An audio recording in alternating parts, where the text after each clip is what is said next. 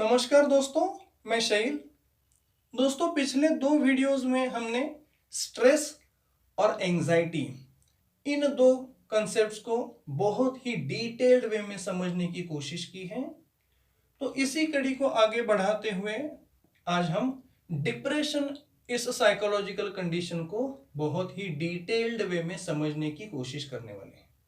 Okay, पर आगे बढ़ने से पहले यहाँ पर कुछ बातें मैं क्लियर कर देना चाहता हूँ, और वो यह है कि कृपया करके मेरे इन सारे वीडियोस को आप किसी भी प्रकार की एडवाइस, गाइडेंस या ट्रीटमेंट की तरह से ना लें, क्योंकि ये सारे के सारे वीडियोस सिर्फ और सिर्फ इंफॉर्मेटिव हैं। ओके, तो चलिए दोस्तों, बढ़ते हैं आगे और जानने की कोशिश करते हैं क्या होता है ये डिप्रेशन। ओके, तो देखिए दोस्तों, डिप्रेशन ये जो एक साइकोलॉजिकल कंडीशन होती है ना, ये बहुत ही ज्यादा कॉम्प्लेक्स एंड कॉम्प्लिकेटेड नेचर की होती है। पर ऐसा होते हुए भी ज्यादातर लोग जो होते हैं वो डिप्रेशन को बहुत ही जनरलाइज्ड वे में ले लेते हैं, और इसी वजह से डिप्रेशन के जितने भी सिम्टम्स होते हैं, जैसे कि उदासी, किसी चीज में मन ना लगना, होपलेसनेस वाली फीलिंग, हेल्पलेसनेस वाली फीलिंग, या फिर पहले जिन चीजों को, जिन एक्टिविटीज को करने में बहुत ही आनंद आता था, ऐसी एक्टिविटीज करने में भी अभी कोई रुचि ना रहना। तो ये और ऐसे कई सारे जो सिम्टम्स होते हैं ना, इन्हीं को ज्यादातर लोग जो है वो डिप्रेशन मानने की भूल कर बैठते हैं। और फिर इसी वजह से डिप्रेशन को मैनेज करने के नाम पर ये जितने भी सिम्टम्स होते हैं ना, इन्हीं को दबाने में ही ये लोग जो होते हैं वो उनकी सारी एनर्जी, पैसा और टाइम जो है वो जाया कर देते हैं। पर एक्चुअली देखा जाए तो डिप्रेशन जो होता है ना, वो एक ऐसा इमोशनल रिस्पॉन्स होता है जिसमें बंदा जो है वो साइकोलॉजिकल मेल्टडाउन या फिर साइकोलॉजिकल फ्रीजिंग वाली कंडीशन को महसूस कर रहा होता है। तो अभी इतना सब जान लेने के बाद यहां पर कुछ सवाल निकल के आते हैं, और वो ये है कि डिप्रेशन के जितने भी सिम्टम्स हैं वो अगर डिप्रेशन नहीं है, तो फिर ये डिप्रेशन नाम का जो इमोशनल रिस्पॉन्स होता है, जिसमें साइकोलॉजिकल मेल्टडाउन या फिर साइकोलॉजिकल फ्रीजिंगनेस जैसी कंडीशन आ जाती है, तो ये जो इमोशनल रिस्पॉन्स है ये आखिर पैदा ही कैसे होता है, उसका प्रोसीजर क्या है, उसका नेचर क्या है, ये एक्चुअली क्रिएट ही कैसे होता है। तो अभी दोस्तों, इन्हीं सब सवालों के जवाबों को ढूंढने के लिए हम डिप्रेशन, इस साइकोलॉजिकल कंडीशन को बहुत ही ज्यादा डिटेल्ड वे में यहां पर समझने की अब हम कोशिश करने वाले हैं। तो इसमें हम पहले डिप्रेशन क्यों होता है, इसके कॉजेस को जानने की कोशिश करेंगे। तो देखिए दोस्तों, डिप्रेशन क्यों होता है, इसके तो कई सारे कॉजेस हो सकते हैं। जैसे कि करियर बेस्ड इश्यूज की वजह से डिप्रेशन हो सकता है, रिलेशनशिप इश्यूज की वजह से डिप्रेशन हो सकता है, फाइनेंशियल इश्यूज की वजह से डिप्रेशन हो सकता है, या फिर हेल्थ से रिलेटेड इश्यूज की वजह से भी डिप्रेशन हो सकता है। और ये जितने भी कॉजेस हैं ना, ये सिर्फ सरफेस पर दिखने वाले ही कॉजेस होते हैं, और फिर इन सब सरफेस पर दिखने वाले कॉजेस के पीछे होता है एक रूट कॉज, और डिप्रेशन के कॉन्टेक्स्ट में ये रूट कॉज होता है साइकोलॉजिकल एम्प्टीनेस। ओके, तो अभी आप बोलोगे कि ये कैसे। तो देखिए दोस्तों, जब भी कोई इंसान करियर बेस्ड किसी भी प्रकार की प्रॉब्लम से जूझ रहा होता है, तो फिर उसे करियर के लेवल पर जो एक स्टेबिलिटी नहीं मिल पा रही होती है, तो उस वजह से उस स्टेबिलिटी के कॉन्टेक्स्ट में वो किसी न किसी प्रकार का साइकोलॉजिकल एम्प्टीनेस महसूस कर रहा होता है। या फिर अगर कोई इंसान किसी भी प्रकार की रिलेशनशिप बेस्ड इश्यू से जूझ रहा है, तो फिर उसे उस रिलेशनशिप के कॉन्टेक्स्ट में जिस भी प्रकार का एक इमोशनल अटैचमेंट, एक लव एंड अफेक्शन, ये जो मिलना चाहिए होता है, वो उसे मिल नहीं रहा होता है। तो इसी वजह से इस लव एंड अफेक्शन के कॉन्टेक्स्ट में जो है किसी न किसी प्रकार का वो एम्प्टीनेस महसूस कर रहा होता है। इसके अलावा अगर कोई बंदा फाइनेंशियल इश्यूज फेस कर रहा है, तो फिर फाइनेंशियल इश्यूज की वजह से हो सकता है कि उसकी जितनी भी ज़रूरतें हैं वो जो है वो पूरी नहीं कर पा रहा है, तो फिर इस वजह से भी उसे एम्प्टीनेस महसूस हो रहा होता है। और इसके अलावा अगर कोई बंदा खुद की या फिर खुद के किसी लव्ड वन की हेल्थ इश्यू से परेशान है, तो यहाँ पर जो हेल्थ के लेवल पर वेल बीइंगनेस, ये जो एक चीज होती है, ये उसको मिल नहीं रही होती है। तो इस वजह से भी उस वेल बीइंगनेस के कॉन्टेक्स्ट में भी उसे साइकोलॉजिकल लेवल पर एम्प्टीनेस जो है वो महसूस कर रहा होता है। तो ये जो चीजें हैं ना, इसमें भले ही कॉजेस अलग अलग आपको सरफेस लेवल पर दिख रहे हो, और उनके पीछे चलने वाला एक ही कॉमन फैक्टर है या फिर एक ही रूट कॉज है, और वो होता है किसी ना किसी प्रकार का साइकोलॉजिकल एम्प्टीनेस। ओके, तो इस तरीके से अभी हमने डिप्रेशन का जो रूट कॉज होता है वो क्या होता है ये जानने की कोशिश की है। तो जब भी कहीं पर भी किसी प्रकार का कॉज क्रिएट होता है तो उसका किसी न किसी प्रकार का इफेक्ट भी पैदा होता है। तो डिप्रेशन के कॉन्टेक्स्ट में जब भी एम्प्टीनेस वाला कॉज कहीं पर ट्रिगर होता है तो उससे पहला इफेक्ट ये होता है कि वो एम्प्टीनेस जो है वो उस बंदे के परसेप्शंस को बिगाड़ना शुरू कर देती है, और फिर इसी वजह से वो जो बंदा है वो परसेप्शनल इनकंसिस्टेंसी का शिकार हो जाता है। और जब भी कोई बंदा परसेप्शनल इनकंसिस्टेंसी का शिकार हो जाता है तो वो परसेप्शनल इनकंसिस्टेंसी जो होती है वो उसके इंटरनल डायलॉग को बिगाड़ देती है, और फिर जब भी इंटरनल डायलॉग बिगड़ जाता है तो उसी से एक फाइनल आउटकम या फिर इफेक्ट क्रिएट होता है, और वो होता है एक स्पेसिफिक टाइप का इमोशनल रिस्पॉन्स, जो कि हमें साइकोलॉजिकल मेल्टडाउन या फिर साइकोलॉजिकल फ्रीजिंग के रूप में दिखाई देता है, और इसी को हम कहते हैं डिप्रेशन। ओके, तो अभी हमने एम्प्टीनेस वाले रूट कॉज से लेकर डिप्रेशन वाले इस मेल्टडाउन या फिर फ्रीजिंगनेस के रूप में दिखाई देने वाले इफेक्ट तक की जर्नी यहां पर देखी।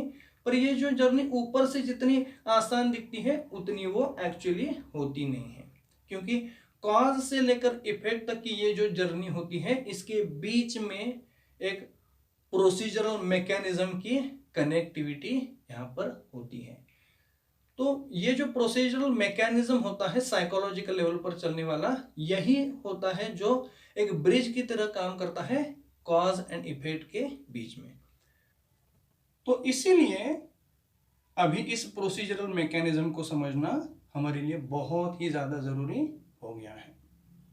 ओके, तो अभी हम इस प्रोसीजरल मैकेनिज्म को जानने की कोशिश करेंगे। तो जैसे कि मैंने पहले ही बताया है कि ये जो एम्प्टीनेस होता है यही वो रूट कॉज होता है डिप्रेशन का। तो हमारी इस साइकोलॉजिकल प्रोसीजरल मैकेनिज्म की शुरुआत भी इसी एम्प्टीनेस से होती है। तो जब भी आपका साइकोलॉजिकल फोकस बार बार आपकी ये जो एम्प्टीनेस आप फील कर रहे हो इसके ऊपर आ जाता है, तब आपका दिमाग जो होता है ये खालीपन जो है इसको भरने के लिए कई सारी माइंड क्लटर्स को पैदा करना शुरू कर देता है, और फिर इन माइंड क्लटर से रिलेटेड कई सारे थॉट्स आपके मन में पैदा होना शुरू हो जाते हैं। और फिर हर एक इंसान के दिमाग के अंदर एक इनबिल्ड मैकेनिज्म होता है जहां पर हर एक पर्सन का जो ब्रेन होता है वो उस पर्सन के दिमाग में आने वाले हर एक थॉट को पेन क्रिएटिंग थॉट्स और प्लेजर क्रिएटिंग थॉट्स इन दो सेक्शंस में डिवाइड करता चला जाता है। और जब भी पेन क्रिएटिंग थॉट्स के सेक्शन में बहुत ज्यादा थॉट्स जमा हो जाते हैं तब उन सब का एक मिला जुला रूप निकल के आता है, और वो होता है एक इमोशनल रिस्पॉन्स, जो कि एक साइकोलॉजिकल या फिर मेंटल मेल्टडाउन या फिर शटडाउन के रूप में दिखाई देता है। और यही वो इमोशनल रिस्पॉन्स का ये जो मेल्टडाउन वाला और शटडाउन वाला रूप होता है, यही होता है वो डिप्रेशन वाला इफेक्ट। ओके, तो इस तरीके से अभी हमने कॉज एंड इफेक्ट को जाना, और फिर इस कॉज एंड इफेक्ट को जोड़ने वाले साइकोलॉजिकल प्रोसीजरल मैकेनिज्म को यहाँ पर जानने की हमने कोशिश की। और ये जो साइकोलॉजिकल मैकेनिज्म है ये जो होता है वो हर एक डिप्रेशन को फेस करने वाले बंदे के बैक ऑफ माइंड चल रहा होता है। इस वजह से वो कभी सरफेस पर उसे समझ में ही नहीं आता है कि एक्चुअली उसके दिमाग में हो क्या रहा है। ओके, तो अभी इतना सब जान लेने के बाद अब हम और ज्यादा डिप्रेशन को डीपली समझने के लिए अभी इस डिप्रेशन वाले इमोशनल रिस्पॉन्स के एक्सप्रेशंस को समझने की कोशिश करेंगे। तो देखिए दोस्तों, जब भी ये डिप्रेशन वाला इमोशनल रिस्पॉन्स किसी के भी दिमाग में पैदा हो जाता है तब वो इंसान जो होता है वो हमेशा उदास रहने लगता है, उसे किसी भी चीज में इंटरेस्ट नहीं बचता है, वो जिन चीजों में पहले बहुत ज्यादा रुचि रखता था वो करने में भी उसे कोई रुचि नहीं रहती है। इसी के साथ साथ वो होपलेसनेस, हेल्पलेसनेस वाली फीलिंग महसूस करता है, वो बहुत ज़्यादा प्रोक्रास्टिनेट करने लगता है, वो बहुत ज़्यादा ख्याली पुलाव बनाने लग जाता है। उसी के साथ साथ वो बंदा आलसी भी बन जाता है, वो इनएक्टिव हो जाता है। तो ये और ऐसे कई सारे एक्सप्रेशन जो है ये बंदा क्रिएट करता चला जाता है। पर ये जो एक्सप्रेशंस है ये कई सारे और भी जो साइकोलॉजिकल इश्यूज होते हैं उनमें भी ये देखे जाते हैं। पर जहां तक डिप्रेशन का सवाल है तो उसमें दो स्पेसिफिक जो एक्सप्रेशंस हैं वो यहाँ पर देखने हमें बहुत ज़्यादा जरूरी है। तो इसमें से पहला एक्सप्रेशन ये होता है कि ये जो डिप्रेशन वाले बंदे होते हैं ये हमेशा एक्सट्रीम्स में रिएक्ट करते हैं या फिर एक्सट्रीम्स में एक्सप्रेस करते हैं खुद को। तो इसी वजह से वो कभी भी उनके जो रिस्पॉन्स होते हैं उनको नॉर्मल, एवरेज या स्टैंडर्ड नहीं रख पाते हैं। तो इसी वजह से हर छोटी सी छोटी बात पर कई बार वो उदास होके रोने धोने लग जाते हैं या फिर किसी भी और छोटी मोटी बात पर वायलेंट या फिर पैनिक भी हो जाते हैं। तो इस तरीके से वो एक्सट्रीम्स, दो एक्सट्रीम्स पर ही रिएक्ट करते हैं, वो बीच वाले, स्टैंडर्ड वाले, नॉर्मल वाले रिएक्शंस कभी देते ही नहीं है। तो ये वहाँ पहला डिफरेंस। दूसरा डिफरेंस ये है कि ये जो भी डिप्रेशन को फेस करने वाले बंदे होते हैं वो उनके जो भी एक्सप्रेशंस होते हैं या फिर उससे रिलेटेड जितने भी वो बिहेवियर पैटर्न्स चलाते हैं उन सब को वो खुद समझ नहीं पाते हैं, वो अंडरस्टैंड नहीं कर पाते हैं। तो इस वजह से उन्हें ये कई बार जज करने में मुश्किल हो जाती है कि वो खुद इस तरीके से रिएक्ट क्यों कर रहे हैं, पैनिक क्यों हो जाते हैं, वो कभी कभार वो रोने धोने क्यों लग जाते हैं। तो ये वो खुद ही समझ नहीं पा रहे होते हैं क्योंकि वो जो है वो खुद के बिहेवियर को राइट एंड रॉन्ग के कॉन्टेक्स्ट में कभी जज ही नहीं कर पाते हैं। ओके, तो ये वो दो सबसे इंपॉर्टेंट वाले डिफरेंस है डिप्रेशन के कॉन्टेक्स्ट में as far as expressions are concerned. Okay, तो इसके बाद और ज्यादा डिप्रेशन को सही से समझने के लिए अब हम डिप्रेशन को एंजाइटी एंड स्ट्रेस के साथ कंपेयर करके यहाँ पर देखेंगे। तो देखिए दोस्तों, वैसे तो कंपैरिजन के कई सारे पॉइंट्स यहाँ पर हो सकते हैं पर यहाँ पर मैं जो इम्पोर्टेंट है वही आपको यहाँ पर बताने वाला हूँ। तो इसमें पहला डिफरेंस ये है कि जब भी कोई बंदा स्ट्रेस में होता है तब वो स्पॉन्टेनियसली रिएक्ट करता है, मतलब एकदम से फटाक से रिएक्ट कर देता है, ज्यादा सोचता नहीं है। तो दूसरी तरफ एंजाइटी के ज्यादातर मामलों में एट प्रेजेंट कुछ हो ही नहीं रहा होता है, तो इसीलिए उसके मन में जो भी विचार आ रहे होते हैं वो फ्यूचरिस्टिक होते हैं। तो इसी वजह से उसकी जो भी रिएक्शन होती है वो फ्यूचरिस्टिक एंड प्रोग्रेसिव होती है। ओके, वो इमीडिएटली स्पॉन्टेनियस रिएक्शन उसमें होता नहीं है। तो इसके आगे जब हम डिप्रेशन को कंपेयर करते हैं तो इसमें क्या होता है, इनिशियली तो ये उसके एक्सप्रेशन जो होते हैं वो प्रोग्रेसिव ही होते हैं, पर एक लिमिट पर पहुंचने के बाद उसके जो एक्सप्रेशंस होते हैं वो ब्लास्टिंग नेचर के हो जाते हैं। ओके, तो ये तो हाँ पहला डिफरेंस। दूसरा डिफरेंस ये है कि स्ट्रेस में जब भी कोई बंदा होता है तो उसे हमेशा ये लगता है कि ये मेरे साथ हो क्यों रहा है या फिर ये एक्चुअली हो क्या रहा है, यही वो समझ नहीं पा रहा होता है। तो दूसरी तरफ जो एंजाइटी वाला बंदा होता है वो फ्यूचर के बारे में सोच रहा होता है, फ्यूचर वरीज उसके दिमाग में चल रही होती है। इसी वजह से वो हमेशा उसके मन में यही विचार आता है कि नियर फ्यूचर में जो है मेरे साथ कुछ ना कुछ तो गलत हो ही जाएगा। तो ये वाली फीलिंग उसके मन में आती है। तो डिप्रेशन वाले बंदे में फीलिंग क्या आती है, वो past, present and future in तीनों कॉन्टेक्स्ट में है वो फ्लैट रिस्पॉन्स देता है और वो हमेशा यही सोचता है कि ना आज तक मेरी लाइफ में कभी कुछ अच्छा हुआ था, ना अभी कुछ हो रहा है और ना ही फ्यूचर में कभी होगा। तो इस तरीके से टोटली कन्विंस्ड होता है उसकी लाइफ में कभी भी कुछ भी अच्छा हो ही नहीं सकता है। तो ये कन्विंस्ड होता है, उसे डाउट नहीं होता है, ये फुल्ली कन्विंस्ड ही वो बंदा होता है। तो ये तो हुआ दूसरा डिफरेंस। इसके बाद तीसरा डिफरेंस क्या है जान लेते हैं। तो इसमें स्ट्रेस जो होता है उसके कॉन्टेक्स्ट में साइकोलॉजिकल पेन और फियर, ये जो दो फैक्टर्स होते हैं वो ज्यादातर केसेस में प्रेजेंट वाली किसी सिचुएशन या फिर कंडीशन से ही रिलेटेड होते हैं और कुछ लिमिटेड नंबर ऑफ केसेस में वो पास्ट से भी रिलेटेड हो सकते हैं। ओके। तो दूसरी तरफ एंजाइटी के कॉन्टेक्स्ट में ये जो साइकोलॉजिकल पेन और फियर होता है, ये ज्यादातर केसेस में जो है वो फ्यूचरिस्टिक और एप्रीहेंशन के रूप में ही दिखाई देता है, और कुछ लिमिटेड नंबर ऑफ केसेस में वो प्रेजेंट या पास्ट से रिलेटेड किसी सिचुएशन या फिर कंडीशन से भी रिलेटेड हो सकता है। ओके। तो जब हम इसको डिप्रेशन के साथ कंपेयर करते हैं तो हम यहाँ पर देखते हैं कि इसमें जो साइकोलॉजिकल पेन और फियर वाला फैक्टर होता है, ये जो होता है ये फ्लैट नेचर का होता है। तो इसी वजह से ये जो है ये पास्ट, प्रेजेंट एंड फ्यूचर ये तीनों से भी जुड़ा हुआ हो सकता है। तो इसी वजह से डिप्रेशन के कॉन्टेक्स्ट में साइकोलॉजिकल पेन और फियर जो होता है वो एक ओवरऑल नेचर का होता है। पर कुछ लिमिटेड नंबर ऑफ केसेस में ये किसी स्पेसिफिक इवेंट या फिर स्पेसिफिक कंडीशन से भी रिलेटेड हो सकता है। ओके। तो ये तो हुआ तीसरा डिफरेंस। इसके बाद चौथा डिफरेंस क्या है ये जान लेते हैं। तो इसमें चौथा डिफरेंस यह है कि जब भी कोई बंदा स्ट्रेस में होता है तब वो जिस भी प्रकार का साइकोलॉजिकल पेन या फिर फियर या फिर ये सब फील कर रहा होता है, उस सब के लिए वो प्रेजेंट सिचुएशन को या फिर किसी पर्सन को, किसी कंडीशन को या फिर किसी चीज को ब्लेम कर रहा होता है। तो इस कॉन्टेक्स्ट में उसका जो भी ब्लेम गेम होता है ना, वो ज्यादातर मामलों में एक्सटर्नल होता है। तो दूसरी तरफ एंजाइटी में जिस भी प्रकार की सिचुएशन को बंदे ने एप्रीहेंड करके रखा होता है कि फ्यूचर में मेरे साथ ऐसा कुछ बुरा हो जाएगा, तो उससे रिलेटेड उसने जो एक एप्रीहेंशन वाला साइकोलॉजिकल पेन और साइकोलॉजिकल फियर उसके दिमाग में क्रिएट कर लिया होता है, उस सब के लिए वो जो है वो कुछ मामलों में प्रेजेंट की या फिर पास्ट की किसी सिचुएशन, कंडीशन, किसी इंसान या फिर किसी चीज को ब्लेम कर रहा होता है।